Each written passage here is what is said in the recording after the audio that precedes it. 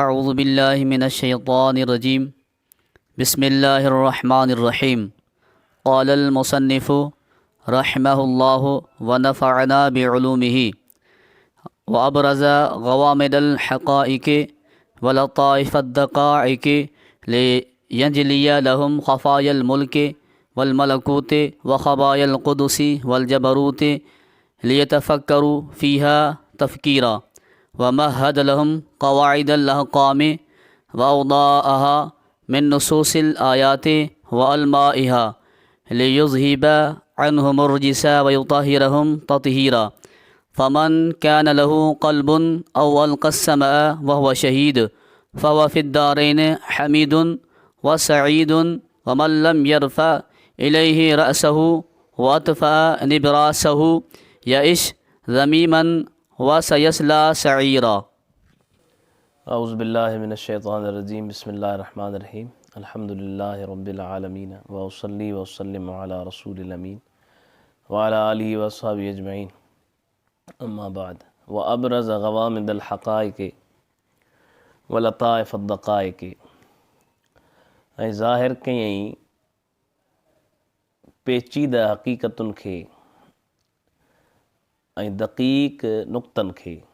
असल में ग़वामिद अल हक़ाइक़ व लताइफ़ दक़ाइक़ इहे ॿई इन्हनि में जेका इज़ाफ़त आहे या इज़ाफ़तु सिफ़त अल मौसूफ़ा माना असल में आहे अल हक़ाइक़ अल ग़वामिद अहिड़ियूं हक़ीक़तूं जेके पेचीदा या अद दक़ाइक़ अल लताइफ़ अहिड़ा दक़ीक़ मसाला जेके बारीक लुत्फ़ वारा। त अल्लाह जी ज़ात बाबरकात क़ुरान करीम जी मुसन्निफ़ रहमतुल्लाह अलैह हितां ख़ुदा जी ज़ात बाबरकात जो कैफ़ियत तबयीन खे बयानु पियो करे त ख़ुदा क़ुरान करीम जी कहिड़े तरीक़े सां क़ुरान करीम खे बयानु कयो ऐं उन जे ज़रिए माण्हुनि जी हिदायत कई।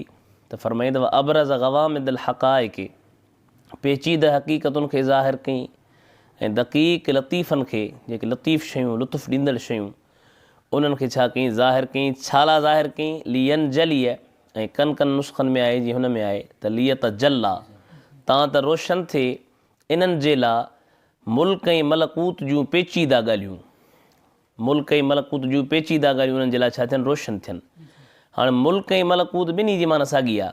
मुल्क बि माना बादशाही मलकूत बि माना बादशाही पर हिकिड़ो फ़र्क़ु आहे त मलकूत जेको आहे इहो फ़ालूत जे वज़न ते इस्म मुबालगा जो सीगो आहे ऐं इन जे माना में वरी ज़्यादती आहे। छो त हिकिड़ो उसूल आहे त ज़ियादतुल मबना तदुल्लु या कसरतुल मबना तदुल्लु अला कसरतिल माना।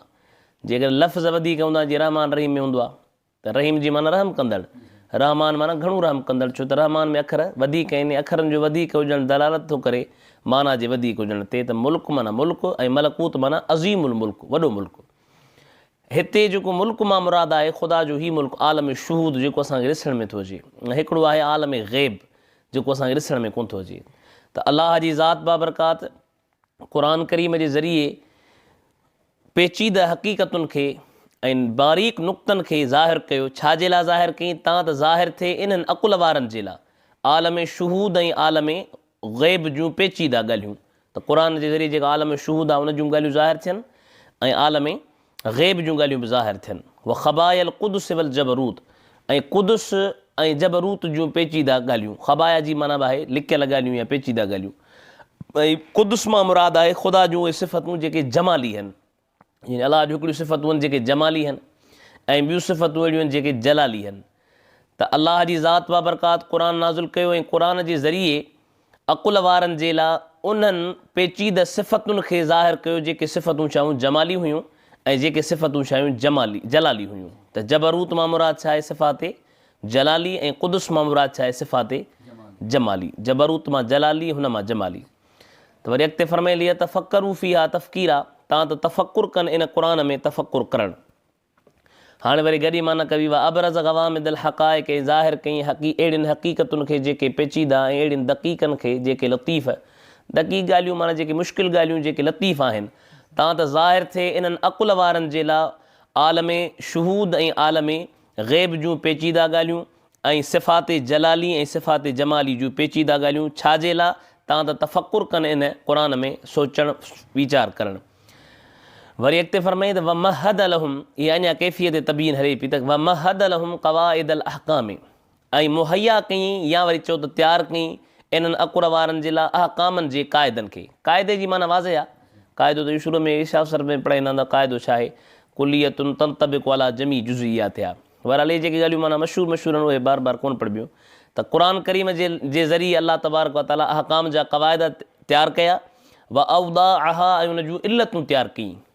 पोइ हिते मिन बयानिया हुआ, या त वरी हिते जेको आहे सो मिन नुसूसिल आयत इहो ज़र्फ़ थी करे इहो हाल थींदो मुस्तंबत खां, यानी उहे जेके मुस्तंबत आहिनि, हिन हाल जो मुस्तंबत आहिनि क़ुरान जे नसुनि जे आयतुनि मां ऐं उन जी इल्लतुनि मां।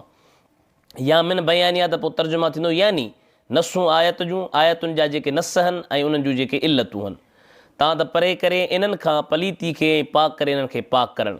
अलाह जी ज़ात बाबरका क़ुरान करीम जे ज़रिए अहिड़ा अहकाम क़वाइद जा जेको अहकामनि जा क़वाइद तयारु कया ऐं उन जूं इल्लतूं बयानु कयूं। छा मां? हिन हाल जो इस्तिंबात थींदड़नि उहे, जेकॾहिं हाल कबो त पोइ तर्जुमो ईअं थींदो, इन हाल जो इस्तिंबात थींदड़नि उहे क़ुरान जे आयतुनि जे नसनि खां ऐं उन जे इल्लतुनि खां। तव्हां त परे करे इन्हनि खां पलीती खे पाक करे इन्हनि खे पाक करणु। फ़मन कान लहू क़ल्बुन औ अलक़ सम वहुव शहीदुन। हितां खां मुसन्निफ़ रहमतुल्लाह अलैह पहिरियां त अलाह तबारक मुनज़्ज़िल जूं सिफ़तूं बयानु कयूं, त जेको नाज़िल करे थो क़ुरान खे उन जूं सिफ़तूं ही आहिनि। हाणे वरी मुनज़्ज़ल अलैहिम, जंहिंजे मथां क़ुरान नाज़िल थियो आहे, उन्हनि जा तक़सीम, उन्हनि जी तक़सीम पियो करे, त उहे घणा क़िस्म आहिनि, 3 क़िस्म आहिनि। इन जी तक़रीर उलमा ईअं कंदा आहिनि, मिसाल तौरु सम्झाईंदा आहिनि त जेको ॿारु ॼमे थो, अलाह ताला जीअं ई उहो ॼमे थो त उनखे हिकिड़ी सलाहियत ॾिनी आहे जेका उनखे ॿुधाए थी त हीउ नेकी वारो कमु आहे ऐं हीउ छा आहे बुराई वारो कमु आहे। उन सलाहियत खे चइबो आहे नूर फितरत। जीअं क़ुरान में आहे त फितरत अल्लाह लती फ़तर अन्नास अलैहा, या वरी हदीस शरीफ़ में आहे कुल्लु मौलूदिन यूलदु अलल फितरती या अला फितरतिल इस्लामी। त उन नूर फितरत जे ज़रिए या त उहो जेको ॿारु आहे जॾहिं बालिग़ थिए थो त नूर फितरत माना उन में इहा सलाहियत आहे त उन नूर फितरत जे ज़रिए सोचे ऐं हिदायत जे रस्ते खे इख़्तियार करे या त हिदायत जे रस्ते खे इख़्तियार न करे। जेकॾहिं हिदायत जे रस्ते खे इख़्तियार न कयईं, यानी हिकिड़ी तक़सीम इहा थी, या त उन हिदायत जे रस्ते खे इख़्तियार कयो या त उन हिदायत जे रस्ते खे इख़्तियार न कयो। जेकॾहिं उन हिदायत जे रस्ते खे इख़्तियार न कयो त पोइ उन माण्हूअ जो बयानु मुसन्निफ़ कयो अॻिते, वमन लम यरफ़ा इलैहि रअसहू, जंहिं माण्हूअ उन हिदायत जे तरफ़ पंहिंजो माना वाझायो कोन, मथो पंहिंजो न खईं, व अतफ़ा निबरास हुई, उन जे ॾीए खे छा कयईं, विसाए छॾी, त उनजो नतीजो कहिड़ो निकितो त यइश ज़मीमन, उहो ज़मीम माना बुरी ज़िंदगी गुज़ारींदो, वस यसला सईरा, सिगो ई जहन्नम में पहुचंदो। या त वरी उन नूर फितरत जो जेका अलाह ताला बंदे खे या ॿार खे सलाहियत ॾिनी, उनजो सही इस्तेमालु करे हिदायत जे तरफ़ वियो, पोइ या त कामिल हिदायत उन हासिलु कई या त कामिल हिदायत हासिलु न कई। कोशिशि कई त हिदायत हासिलु थिए पर कामिल न कई। जेकॾहिं कोशिशि कई यानी हिदायत जे तरफ़ वियो त आहे, त पोइ मुसन्निफ़ रहमतुल्लाह अलैह उनखे बयानु कयो फ़मन कान लहू क़ल्बुन, जंहिं माण्हूअ खे दिलि आहे, यानी उन कोशिशि कई आहे त मां हिन तरफ़ वञा, इन जी तरफ़ उनजी दिलि कढे थी, ऐं अलक़ समय जे ज़रिए उहो माण्हू जेको हिदायत जे तरफ़ वियो पर वरी उन हिदायत हासिल बि कई या पंहिंजे कन खे मुतवजह कई, वह शहीदुन, ऐं हाज़िर आहे, फ़हुव फ़िद्दारैन हमीदुन व सईदुन। त तक़सीम थी 3, हिकिड़ो उहो माण्हू जेको हिदायत उन हासिल नूर फितरत जो न सही इस्तेमालु करे उन हिदायत हासिलु कई, बाक़ाइदे जी हिदायत हासिलु करणु खपे। त मुसन्निफ़ उनजो बयानु कयो औ अलक़ समय जे ज़रिए, या त पूरी हिदायत कोन्हे पर वीचारो कोशिशि करे पियो, एतिरो आमिल कोन्हे, हिदायत जे पूरे रस्ते ते कोन्हे पर कुझु आहे, त मुसन्निफ़ रहमतुल्लाह अलैह उनखे बयानु कयो फ़मन कान लहू क़ल्बुन। पोइ वरी ॿिन्ही जे नाले चई वाह हुव ऐं इहो, हालांकि पोयां त ॿिनि जो ज़िक्रो त पोइ चवणु खपे हा वाह हुमा, पर हिन चयो त वाह हुव, त पोइ उनजो जवाबु इहो आहे त जॾहिं अतफ़ औ जे ज़रिए थींदो आहे, क़ल्बुन औ जे ज़रिए अतफ़ थींदो आहे, त पोइ उन मातूफ़ जे अलैह जे तरफ़, उन शइ जे तरफ़ जेकॾहिं वाहिद जी ज़मीर मोटाई वञे त मोटाए सघिजे थी, यानी उहे सम्झिबो ईअं हिकु ई शइ आहे। तंहिं करे मुसन्निफ़ चयो वाह हुव, छो त नहव जे ज़ाब्ते मुताबिक़ इहा ख़राबी कान्हे। सुवाल त थियो त 2 ॼणा हा, हिकिड़ो त उहो हो जंहिं नूर फितरत खे सही इस्तेमालु कयो ऐं हिदायत जी वाट ते पहुतो, ऐं हिकिड़ो वरी इहो जंहिं कोशिशि वीचारे कई।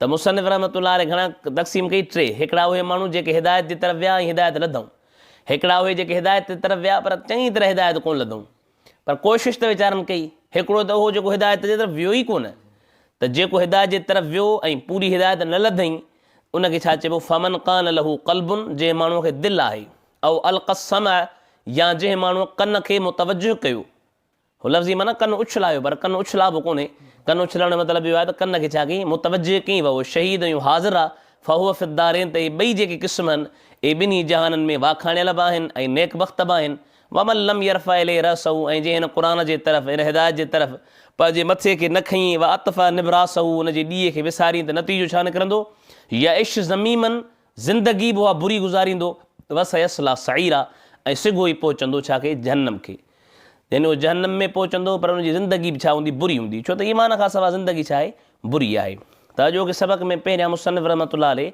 कैफ़ियत तबयीन बयानु कई ख़ुदा जूं जेके वस्फ़ूं आहिनि त ख़ुदा हिन तरीक़े सां पोइ वरी मुनज़्ज़ल अलैहिम यानी जंहिंजे मथां क़ुर नाज़िल थियो आहे उन्हनि जूं वस्फ़ूं बयानु कयूं त उहे कहिड़ा आहिनि इन जो बयानु थियो अॻिते वरी हाणे सलाह शरीफ़ पेश कंदो उन खां पोइ मुक़दमो पूरो थींदो